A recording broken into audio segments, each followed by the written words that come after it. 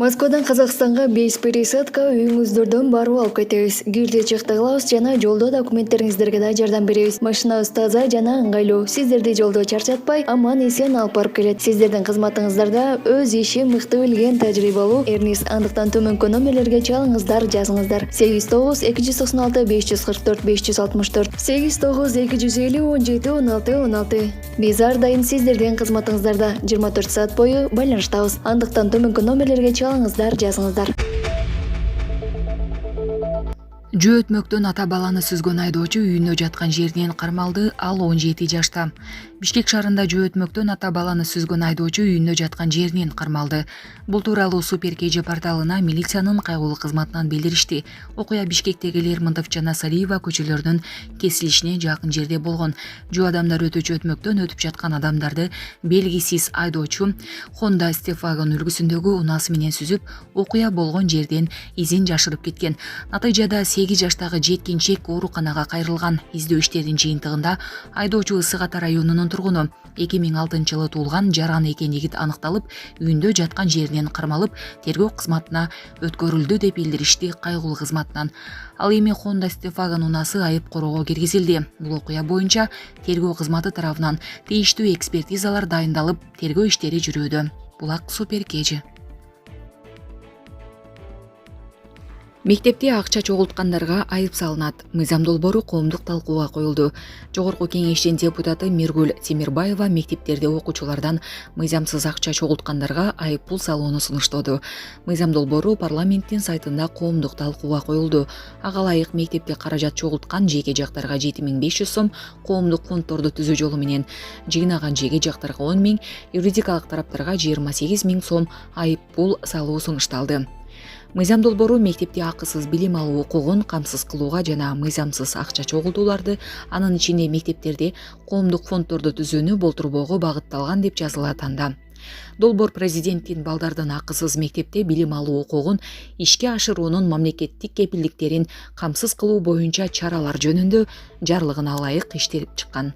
Булак Супер KG. Өзбек-тажик чегарасында автоунаалардын узун кезеги жаралды. Өзбекстан менен Тажикстандын чегарасында жүк ташуучу автоунаалардын узун кезеги жаралды. Айдоочулар Өзбекстандын Сурхандария облусундагы Сарайся өткөрүү пунктунан Тажикстанга өтүү үчүн бир жумадан бери кезек күтүп жатканын билдиришти. Алар Азаттыктын тажик кызматына жөнөткөн видеолордо машиналардын тыгыны 5 чакырымга чейин жетерин белгилешти.